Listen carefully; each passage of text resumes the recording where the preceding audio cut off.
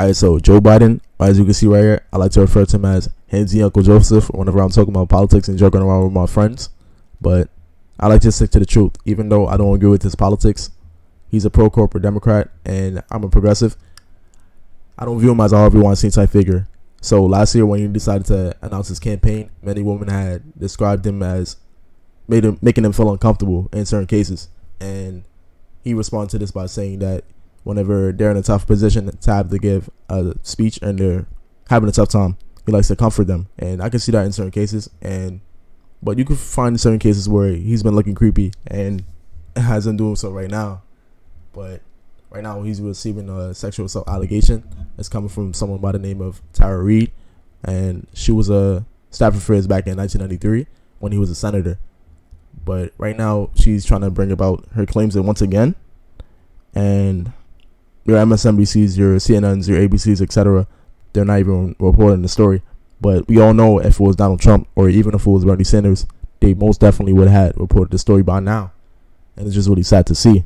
But I like to remind my friends and family, whenever it's their favorite celebrity or even their favorite politician, to just throw your bias to the side and actually hear what each person has to say and then move forward with the case from the evidence given. But like I said, your MSNBCs, your CNNs, your ABCs, etc., they're not even allowing her to tell her story. And it's just really sad to see. And so I'm going to allow you to hear what she has to say. And it's obviously going to be really tough to hear what she has to say because the subject at hand, sexual assault. But it's really important to hear what she has to say. He called me in and said, I want you to take this to Joe. He wants it. He wants you to bring it. Hurry. And I said, okay. And it was a gym bag. She said, take the gym bag. She called it athletic bag. And, she said he was down towards the Capitol and he'll meet you. And so I went down and I was heading down towards there. And he was at first talking to someone. I could see him at a different distance, and then they went away. And then we were in like the side. It was like the side area. And he just said, hey, come here, Tara. And then I handed him the thing and he greeted me. He remembered my name. And then we were alone, and it was the strangest thing. There was no like exchange really.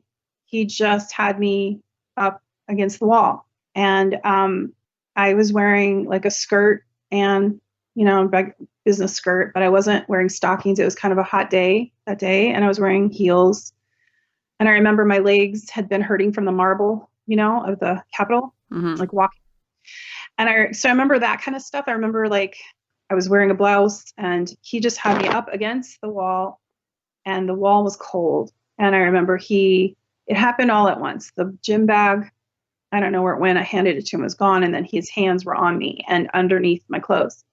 And and then he went down my skirt, but then up inside it. And he penetrated me with his fingers, whatever. And he was kissing me at the same time, and he was saying something to me. He said several things, and I can't remember everything he said. I remember a couple of things. I remember him saying first, before, like as he was doing it, do you want to go somewhere else? And then him saying to me, when I pulled away, he got finished doing what he was doing, and I kind of was pulled back, and he said, come on, man, I heard you liked me.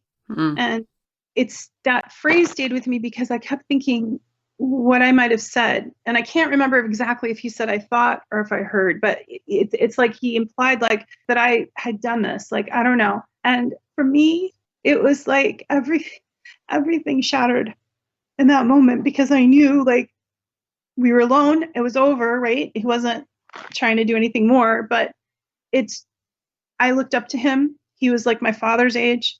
He was this champion of women's rights in my eyes. And I couldn't believe it was happening. It seemed surreal. And I just felt sick because when he pulled back, he looked annoyed, and he said something else to me that I don't want to say.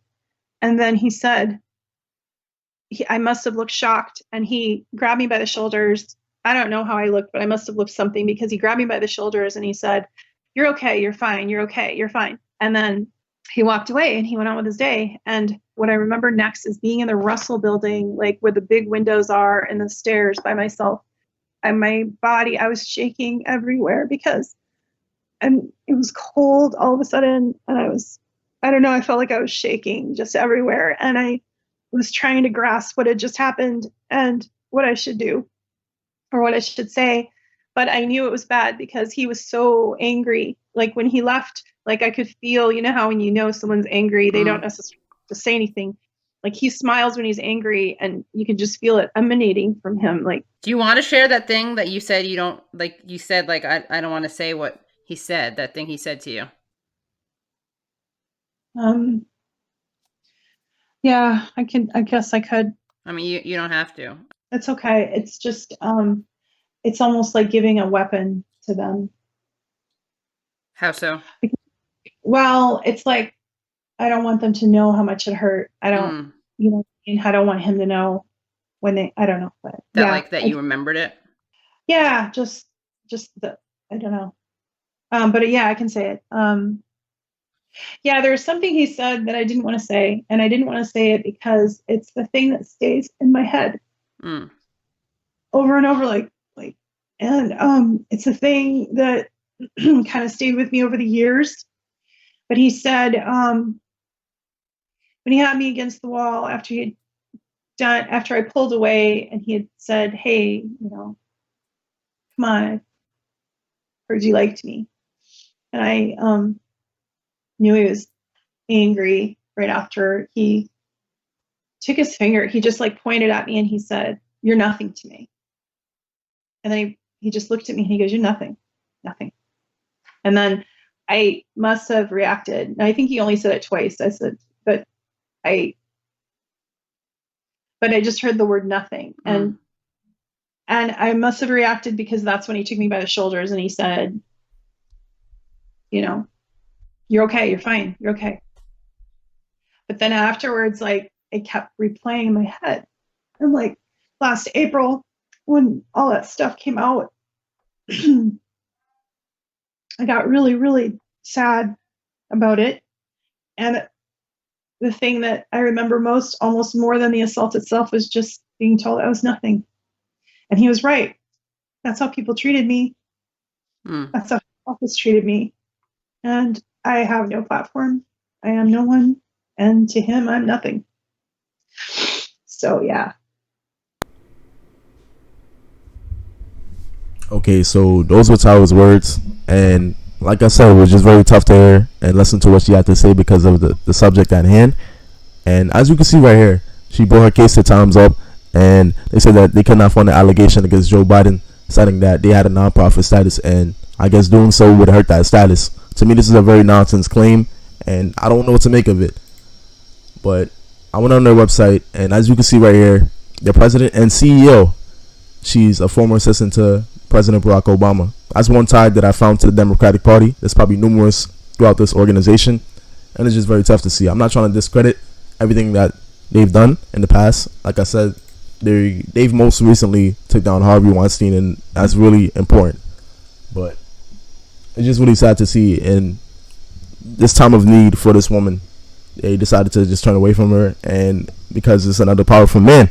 That's how I see it, and it's just very tough to see.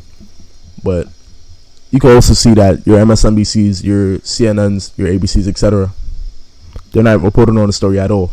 This could at least have been done, but they're not doing so. And we most definitely know if it was Donald Trump, or even if it was Bernie Sanders, they most definitely would have reported the story.